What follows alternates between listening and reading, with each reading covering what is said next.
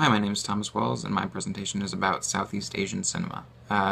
Most people know about the more mainstream countries in Asia, like China and Japan and South Korea, and their films.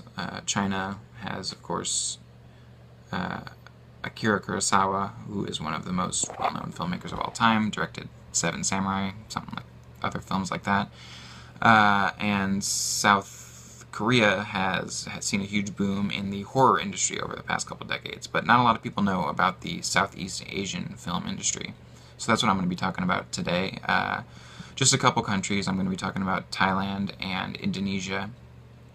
Those are two of the more prominent Southeast Asian filmmaking communities. Not to say the other countries aren't making films as well. The Philippines and Cambodia and Burma all produce films on a regular basis. They just don't get seen outside of their countries very much. So first I'll talk about Thailand.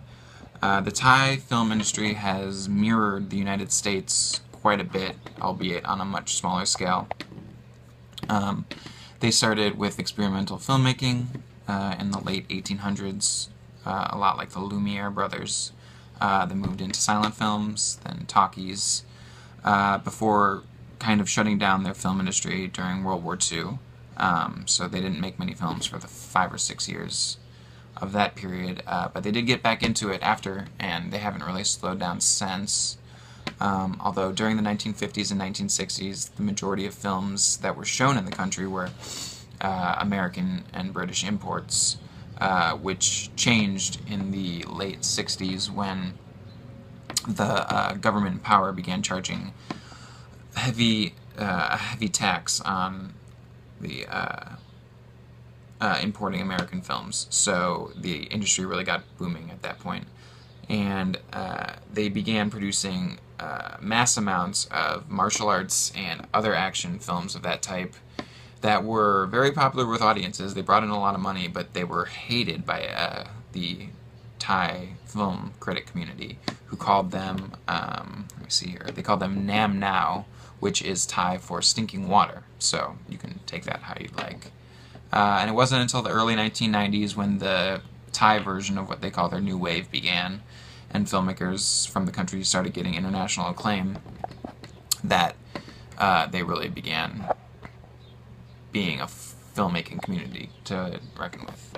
And it wasn't until the early 2000s when the filmmaker Apichatpong Weerasethakul, who prefers to go by Joe for obvious reasons, began making films that they were really started to be recognized, as his films were very well regarded. They're dreamlike and poetic in nature, and they're very well regarded by film critics around the world. And in fact, his most recent film, which is titled Uncle Banh Who Can Recall His Past Lives, actually won the Palme d'Or at the Cannes Film Festival a few years back, which is their highest prize. So the star of the Thai film industry is definitely rising, and they're a force to look out for in the future. Now moving on to Indonesia, who is a country that has had a very different trajectory in the 20th century. They produced very few films before World War II. Most of the movies they showed were American imports, as was the case with Thailand before World War II, which brought the Japanese occupation, and they took over the film industry for their own propagandistic purposes, which you would have thought would have ended with the end of World War II, but actually didn't change with the new regime in power, and didn't really change for a long time. Most of the films in the country were politically bent and influenced by who was in power at the time, and that didn't really change until the last couple decades. And it's actually seen American and other filmmakers go over to Indonesia and make films there, the most well-known of which is the Welsh filmmaker Gareth Evans, who made a film in Indonesia called The Raid Redemption, which is based on the martial art Pencak Silat, which has been hugely successful around the world, and particularly in the United States, so much so that they made a sequel, which I believe came out this year, which has been just as successful.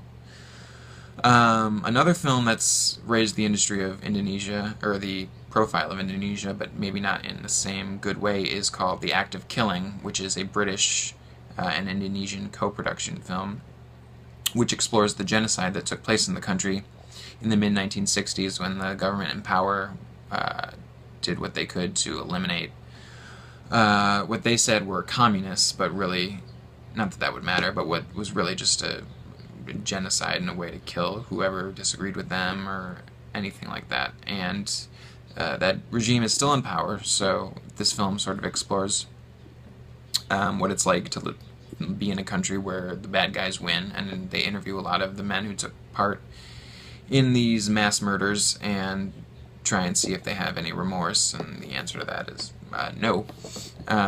But you can watch that film to sort of get a better idea of what that's like. So, as you can see, the film industry of Southeast Asia, while not as prominent as other countries in Asia, is still thriving, and it's getting bigger by the day. As I've said, like countries like Burma, Cambodia, and the Philippines are all getting into filmmaking, and it'll be interesting to see what they do in the future. So, thank you.